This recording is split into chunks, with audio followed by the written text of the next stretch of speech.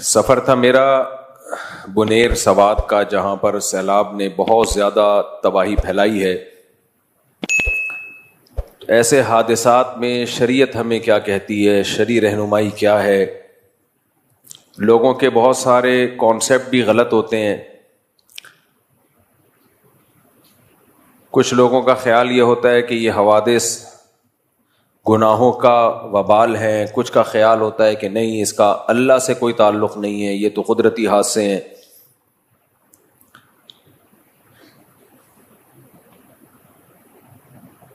قرآن مجید میں اللہ تعالیٰ نے ان حوادث کے بارے میں وَلَنَبْلُوَنَّكُمْ بِشَيْءٍ مِّنَ الْخَوْفِ وَالْجُوعِ وَنَقْصٍ مِّنَ الْأَمْوَالِ وَالْأَنفُسِ وَالثَّمَرَاتِ،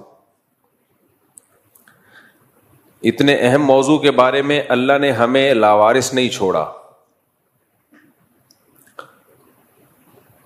تباہ کاری تو بہت ہے وہاں۔ ہمارا خیال یہ تھا کہ شاید جو دریا کے کنارے علاقے آباد ہیں ان کو نقصان ہوا ہے، ان کو بھی ہوا ہے، لیکن ایسی جگہ جہاں کوئی دریا نہیں، کچھ بھی نہیں، ان علاقوں میں بھی بہت زیادہ نقصان ہوا ہے۔ بعض دفعہ یہ کہا جاتا ہے نا کہ آپ دریا کے کنارے رہتے کیوں ہو، تو کسی بھی وقت دریا اوپر آ سکتا ہے۔ ایسا بھی ہوا کہ کچے گھر بچے رہے، پکے گھر ٹوٹ گئے، دریا سے دور تھے، وہ تباہ و برباد ہو گئے۔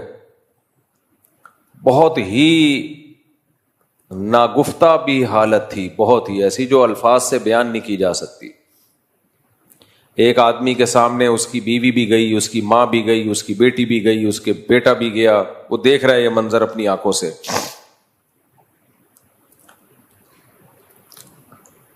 ہم ایک گاؤں میں گئے، گاؤں کے نام چونکہ مشکل ہوتے ہیں، وہ نام میرے لیے بتانا مشکل ہے۔ کوئی شادی بیاہ کی تقریب تھی، 40 افراد، 33 افراد لڑکے والوں کی طرف سے، 40 لڑکی والوں کی طرف سے، ایک گھر میں گیدرنگ تھی، وہ سارے کے سارے پانی میں بہہ گئے۔ تو لوگ کہہ رہے ہیں ہم تو یہاں باپ دادے ہمارے 100 سال سے رہ رہے ہیں، کبھی ایسا ہم نے نہیں دیکھا کہ سیلاب آیا ہو اس طرح سے۔ تو ایسا ہوتا کیوں ہے؟ ان علاقوں کے لوگوں میں تو پردہ بھی ہے، حیا بھی ہے، دینداری بھی ہے۔ خوب سمجھ لیں ایک بات اچھی طرح سے، یہ حوادث پوری دنیا میں آتے ہیں، صرف ہمارے ہاں نہیں ہوتے۔ کچھ تو ہماری کوتاہیوں سے ہوتے ہیں، ہماری حکومت کی غلط پالیسیوں سے، عوام کی بے احتیاطیوں سے، لیکن آپ جتنی بھی احتیاطیں کر لیں پھر بھی حادثات دنیا میں ہوتے ہیں۔ ایسی جگہ سے حادثہ ہوگا جو آپ سوچ بھی نہیں سکتے۔ سب سے پہلے تو اس میں شریعت کا حکم یہ ہے، خذوا حذرکم، اپنے بچاؤ کی تدبیریں اختیار کرو۔ اللہ تعالیٰ کی طرف سے ایک مصیبت آتی ہے، اور ایک مصیبت وہ ہوتی ہے جو انسان کے اپنے ہاتھوں بنائی ہوئی ہوتی ہے۔ جو ملحد لوگ ہیں، مذہب کو نہیں مانتے، وہ تو یہ کہتے ہی نہیں اللہ کی طرف سے مصیبت، بلکہ وہ تو اللہ کا مذاق اڑاتے ہیں معاذ اللہ، کہ اللہ کو ترس کیوں نہیں آ رہا، اتنے لوگوں کو اللہ نے ڈبو دیا، چیخو پکار اللہ نے کیوں نہیں سنی، اللہ تو ماں سے 100 گنا زیادہ محبت کرتا ہے، تو اللہ بچا کیوں نہیں رہا۔ یہ بہت زیادہ سوال کیا جاتا ہے، میں کمنٹس بھی لوگوں کے پڑھتا ہوں نا، اس میں بھی لکھا ہوتا ہے کہ اللہ کہاں ہے، اللہ کو ترس کیوں نہیں آ رہا۔ اللہ کو ترس اس لیے نہیں آ رہا کہ اس نے پیدا ہی مارنے کے لیے کیا ہے، سمجھ رہے ہیں؟ اللہ کہتا ہے اصل تو موت ہے، زندگی غریبی میں ملی ہوئی ہے۔ وہ تو ہم یہ سمجھ بیٹھتے ہیں کہ ہم نے زندہ رہنا ہے، تو پھر ہمیں لگتا ہے کہ یہ کیا ہو رہا ہے۔ تو اللہ تو کہتا ہے میں نے پیدا مارنے کے لیے کیا ہے، بھائی میں مارتا رہوں گا، کبھی کس طریقے سے، کبھی کس طریقے سے۔ اور اللہ اس دنیا کی زندگی کو تو ویلیو ہی نہیں دیتا، وہ تو کہتا ہے اصل آخرت ہے، یہ تو تمہاری مسائل ہیں۔ وَمَا الْحَيَاةُ الدُّنْيَا إِلَّا مَتَاعُ الْغُرُورِ، کہتا ہے دھوکے کا گھر ہے۔ تو آخرت کے مقابلے میں 2 ٹکے کی حیثیت ہی نہیں ہے، اس کوئی حیثیت نہیں، آخرت کے مقابلے میں کچھ بھی نہیں ہے۔ یہاں کی عزت ہم خوش ہو رہے ہوتے ہیں، واہ واہ واہ، اللہ کہتے ہیں مر جائے گا، ختم۔ اور یہاں کی ذلت ہم کہتے ہیں ہائے ہائے ہائے، اللہ کہتے ہیں مر گئے تو ذلت بھی ختم, غربت بھی ختم, امیری بھی ختم, بادشاہت بھی ختم, غلامی بھی ختم. 50-60 سال پہلے جو مر گئے, کوئی جانتا ہے ان کو؟ بہت مشہور شخصیات کو جانتے ہوں گے, لیکن ان کے جاننے سے بھی ان کی صحت پہ کیا فرق پڑے گا؟ وہ کہیں گے تم ہمیں جانو نہ جانو, ہماری لاش پہ جو کیڑے ہیں ان میں کوئی, ان کی صحت پہ کوئی فرق نہیں پڑتا.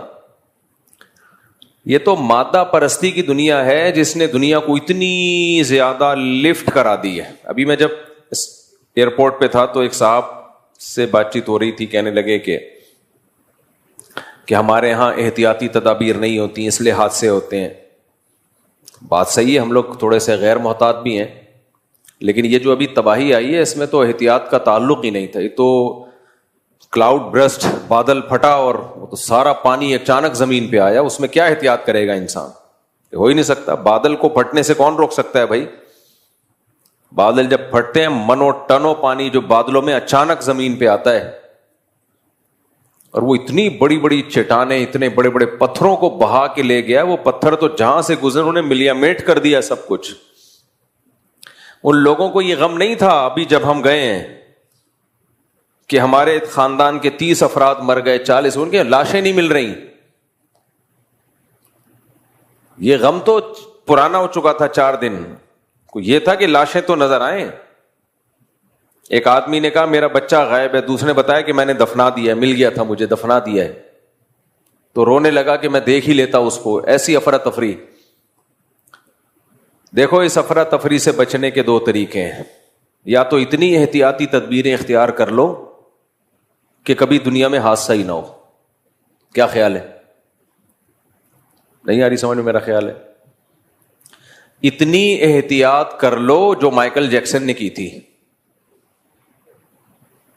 غم لیس ہو جاؤ گے, کوئی غم ہی نہیں آئے گا.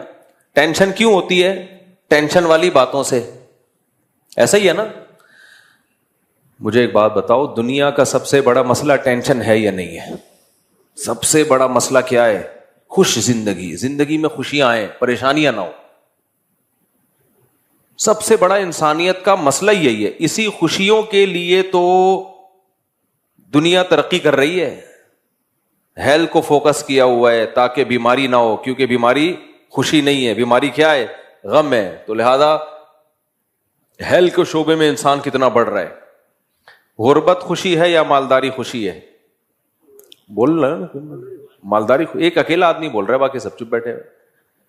مالداری خوشی ہے. تو اس لیے غربت کے خاتمے کی کوشش کی جا رہی ہے دنیا میں. ہر آدمی چاہتا ہے کہ میں مالدار بنوں.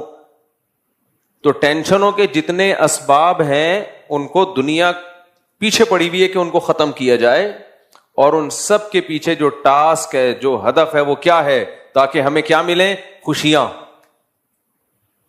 خوشیاں ملیں ہمیں. لوگ شادی بھی اس لیے نہیں کرتے کہ ٹینشن ہے نا, خوشیاں چھین لیتی ہے شادی. اور ابھی ہماری گورنمنٹ جو ہمارے اسمبلی میں لوگ بیٹھے ہوئے قانون سازی کر رہے ہیں, خواتین کو رائٹس